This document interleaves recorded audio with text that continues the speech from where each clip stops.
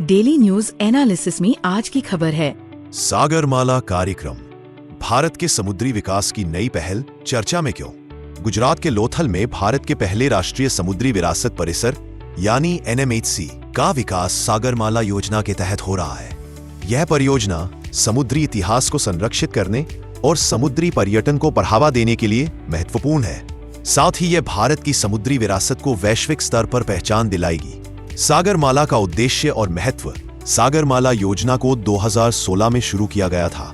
इसका मुख्य उद्देश्य भारत की 7,500 किलोमीटर लंबी तटरेखा और 14,500 किलोमीटर के अंतर्देशीय जलमार्गों का प्रभावी उपयोग करके लॉजिस्टिक लागत में कमी लाना है। इसके साथ ही यह योजना तटीय क्षेत्रों के आर्थिक और सामाजिक विकास पर भी केंद्रित है।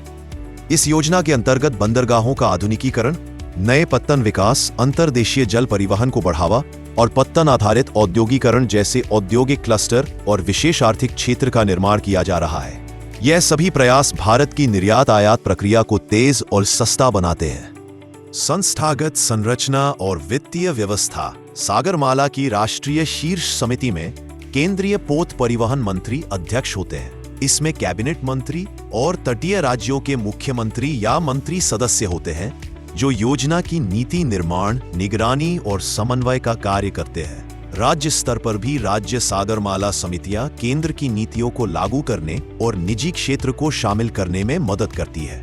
परियोजनाओं के वित्त पोषण के लिए सार्वजनिक निजी भागीदारी यानी PPP मॉडल अपनाया गया है। Sagarmala development company limited SDCL इस योजना के तहत परियोजनाओं के निर्माण और वित्त पोषण की जिम्मेदारी संभालती है।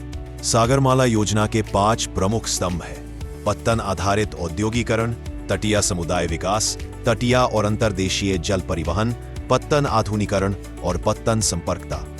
अब तक 800 से अधिक परियोजनाएं चिन्हित की जा चुकी हैं, जिनका निवेश 5 लाख करोड़ रुपए से अधिक है। निष्कर्ष: सागरमाला योजना भारत की समुद्री अर्थव्यवस्था को मजबूत करते हुए तटीय क्षेत्रों के सामाजिक आर्थिक विकास में क्रांति ला रही है। यह योजना देश को वैश्विक समुद्री व्यापार में प्रतिस्पर्धी बनाने और ब्लू इकोनॉमी के विस्तार में महत्वपूर्ण भूमिका निभाएगी।